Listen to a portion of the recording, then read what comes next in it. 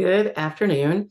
I was going to address a question that I get a lot, and even online, I see it all the time. Um, Particularly for a pro se person, should you be asking your doctor for a letter to the SSA? I really think it's kind of, uh, it has a lot of risk to it. All right.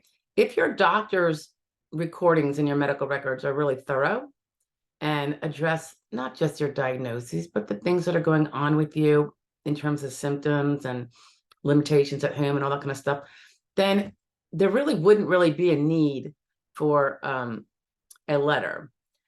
And the bigger reason, though, is that if a doctor wants to send a letter, off the cuff about you, trying to help you, obviously thinks you have, some sort of disability or limitations or whatever. What we tend to often see is a well-meaning doctor will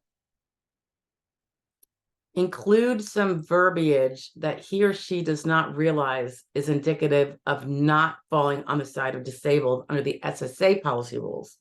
So they might say, Don can only, I don't expect him to be able to stand or walk more than 4 hours in an 8-hour day.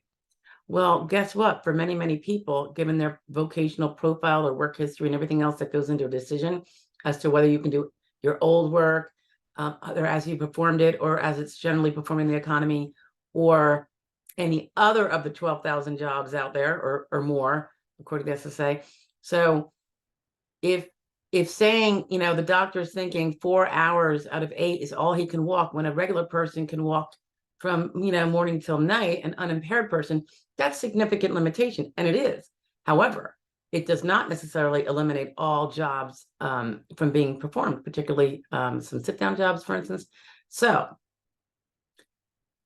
them saying that could actually be the nail in the coffin of your case in a bad way.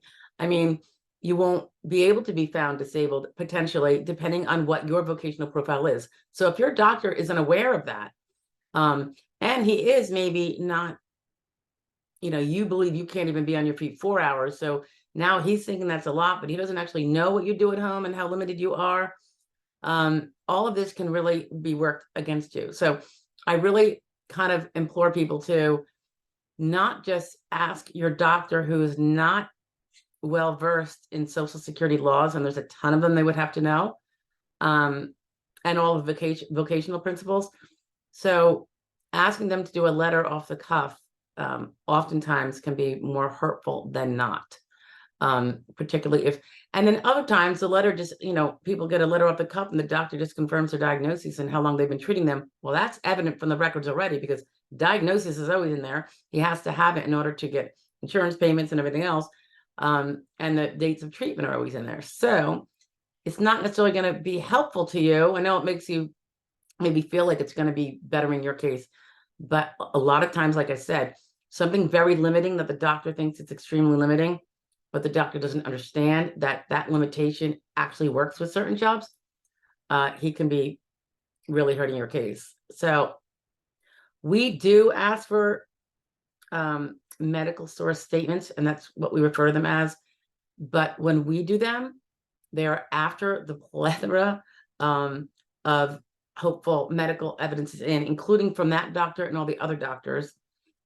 And if there is something that the doctor might be willing to confirm that is not really clear from his records, but it's not disputed in his records, because his records have to support his medical source opinion at some point, going down the road. So when you get that letter in. So if his letter is not supported by his own records, certainly if it's not supported by other records, and if, gosh forbid, it's inconsistent with other medical evidence in the record, it's not going to be well taken, and it might just be utterly disregarded. And then there's a risk also of, if they find the doctor lacking in credibility because of this letter, will they also then find his records to not be something to rely upon a lot when making a decision as to how limited you are. So there's a variety of risks. And when we want to get a statement from a doctor, I usually like the doctor to know a little bit about the law that he's referring to. So we have a little guidance page where he can know what certain definitions mean, so that he's not just speaking off the cuff and using language that means not disabled for you. Okay. So we try to make it clear that this word is going to mean that you can do this 2/3 of a workday. This word means only 1/3 of a workday, you know? So without giving him some kind of narrowly defined a question, so that he's not answering questions on things he doesn't even treat you for, or if the answer he's going to give because it's accurate is not one that's going to help your case, I don't want to ask him that question.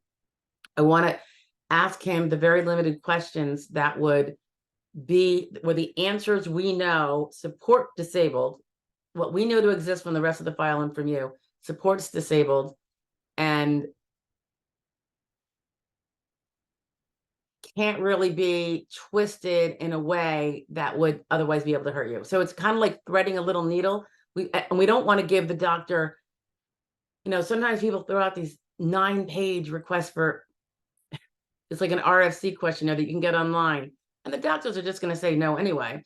And then if they do answer it, they could be answering about, can she use foot pedals? And they have no idea because they treat you for your arm and they're trying to be helpful. So they answer something and it's contradictory to the other evidence. And now credibility is shot. So it's really something you got to be really careful with. I think it's got to be done individually based on your records, and the records have to therefore be full. So you're not really, it's not something you're really necessarily going to do in the first few months of an application.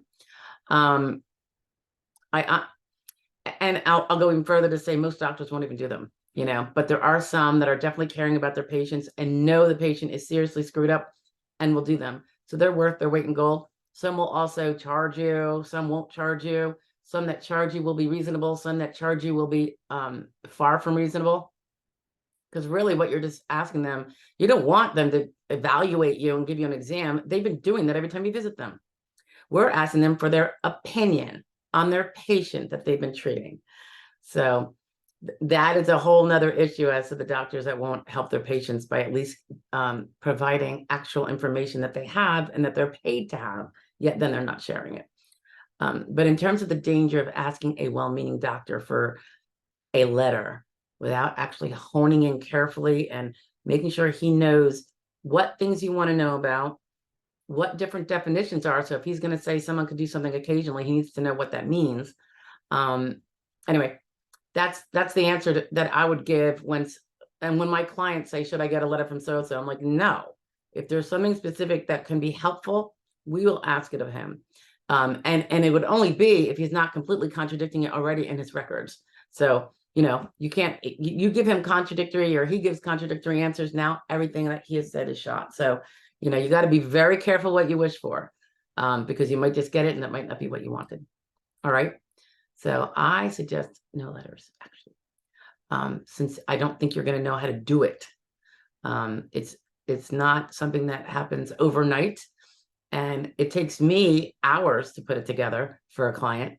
So, and that's when I know everything that I know their file and I know the law that needs to be applied, but you're always trying to carefully thread that needle and make sure you're not asking the doctor too many things that he's going to be like, I'm not filling this out. You're asking for 10 pages of stuff.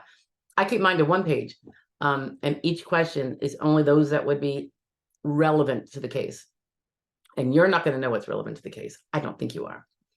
It's just not, I haven't seen it yet, actually, in a client ever. All right. I will chat with you later. Bye, guys.